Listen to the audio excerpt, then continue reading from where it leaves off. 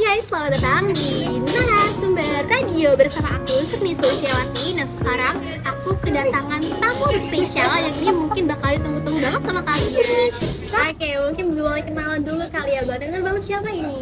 Halo semuanya, perkenalkan aku Sandi, aku dari Fakultas Ekonomi dan Bisnis Universitas Singapura Bangsa Karawang.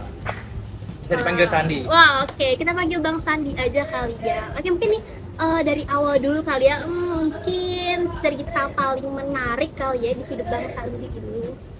Kalau cerita paling menarik sih menurut aku ini sih bisa masuk ke universitas negeri. Iya sih, itu emang keren banget. Coba tuh Bang, awal perjalanan cerita mulainya sampai ke bisa kuliah tuh gimana sih? Kalau menurut aku ya, aku kan pernah gapir ya waktu itu SMP. Jadi SMP ke SMA-nya itu aku pernah gapir 2 tahun. Dan itu aku sebenarnya kayak nggak mungkin di sekolah lagi gitu kan. Kayak mau masuk negeri aja kayaknya nggak ada pikiran juga. Makanya pas keterima lolos SNBP itu kayak nggak nyangka banget sih bisa masuk gitu. Dan di jurusan yang paling aku suka tentunya.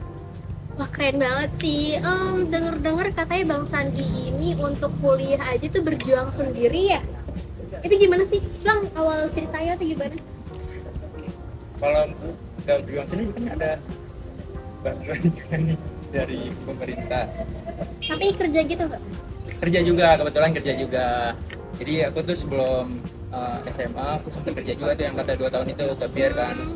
Aku tuh kerja sebagai office boy gitu, tau nggak? Oh iya. Ya bersih-bersih itu, tapi ada di masjid. Dan itu buat aku bertahan hidup sama orang tua.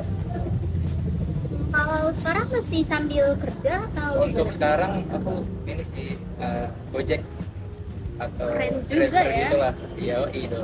Terus gimana tuh cara bagi waktunya antara kerja tapi kuliah juga, kuliah tapi kerja juga nih? Kalau menurut aku sih bagian waktu itu simple banget ya, teman-teman ya.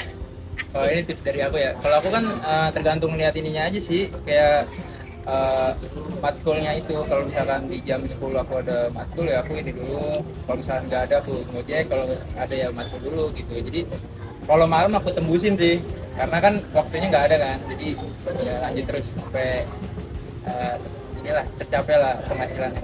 Tapi pernah nggak sih ada satu momen yang bentrokan gitu loh? Sebenarnya tuh lagi kerja tapi bentrokan juga sama jadwal kuliah lain gitu. Selama ini sih nggak pernah ya, karena kan kalau ngojek itu kan tergantung kitanya sendiri aja. Kalau misalkan kitanya mau ya dapet, kalau nggak mau ya nggak apa-apa, nggak ada yang ngatur-ngatur juga. Jadi kan kerjanya kayak di kontrak tuh baru.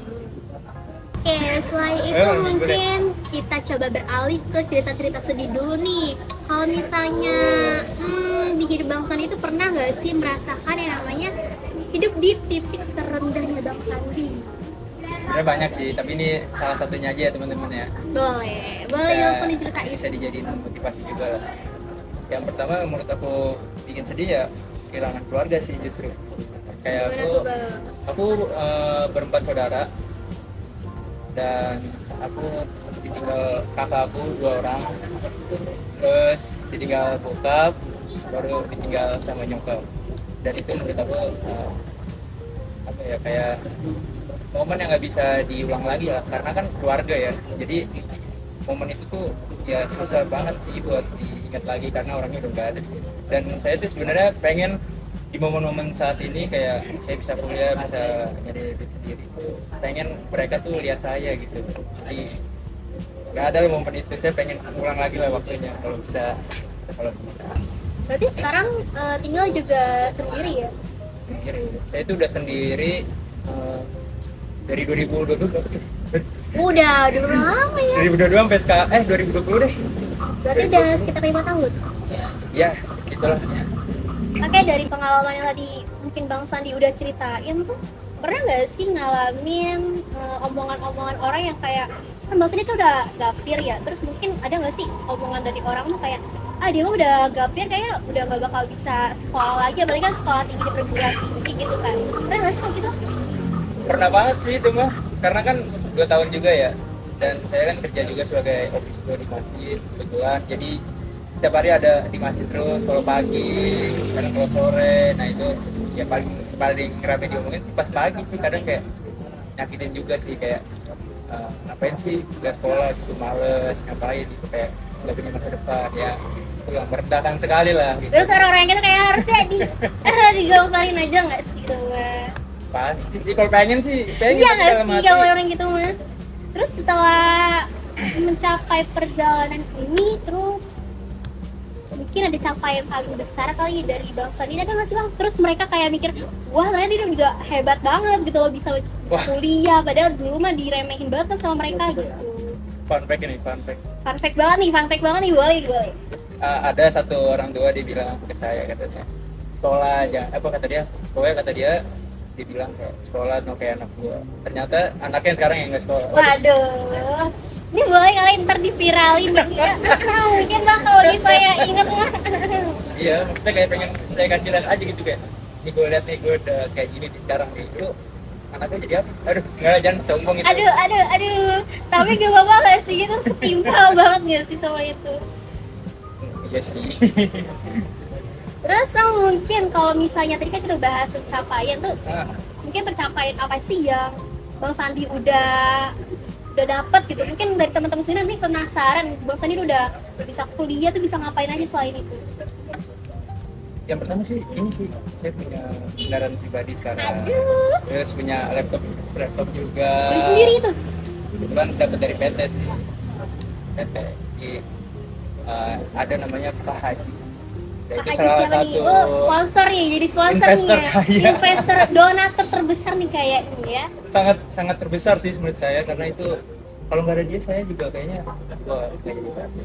Karena dia yang menjanjikan saya tuh kayak privilege gitu lah, kayak misalkan saya kuliah ini butuh apa sama dia dibantu. Jadi kayak, tapi dari saya sendiri tuh kayak nge-pressure banget ya sih, kayak misalnya harus Bang Sandi tuh harus dapat nilai sekian ya supaya nanti saya bantu gitu, kayak gitu nggak sih? Kagak sih, itu kan karena kenyamanan aja, karena saya dapat pencapaian masuk negeri, jadi dia ngasih saya privilege gitu. Nah itu kayak seru banget sih yang bahas-bahas kayak gitu. Terus kalau misalnya sama teman-teman sendiri tuh perjuangan itu ada nggak sih yang mungkin atau kerjaan sama teman-teman gitu, ada nggak sih? Nggak ada sebetulnya, tapi kalau yang sekarang ya saya dan fun fact ini, saya nggak ada yang tahu kalau misalnya saya itu anak yatim piatu. Ya. Jadi saya bilangnya ya saya ada nyokap, ada bokap gitu. Ya padahal mereka nggak tahu kalau misalnya saya itu anak yatim piatu. Dan tujuan saya ikut itu tuh biar mereka itu nggak kasihan aja. Jadi dia nganggap saya seperti anak-anak yang lainnya aja sama gitu. Jadi nggak ada yang tahu. Oke nih Bang, terakhir nih Bang, mungkin buat penutup kita di podcast kali ini, harapan Bang Sandi buat kedepannya gimana sih Bang? Tentunya yang pertama selalu rendah hati lah pertama. Terus kalau misalkan saya sudah mencapai pencapaian dalam hidup saya, ya selalu inilah rendah hati, jangan sombong gitu kan. Dan saya tuh inilah selalu disiplin waktu. Oke, kata-kata hari ini Bang, mungkin buat teman-teman narasumber radio, boleh silakan kamera di sana. Oke, untuk teman-teman anak muda sekarang, kejarlah mimpi setinggi-tingginya, kerja keras dan jangan pernah ngeluh soal kehidupan di luar sana lah ya.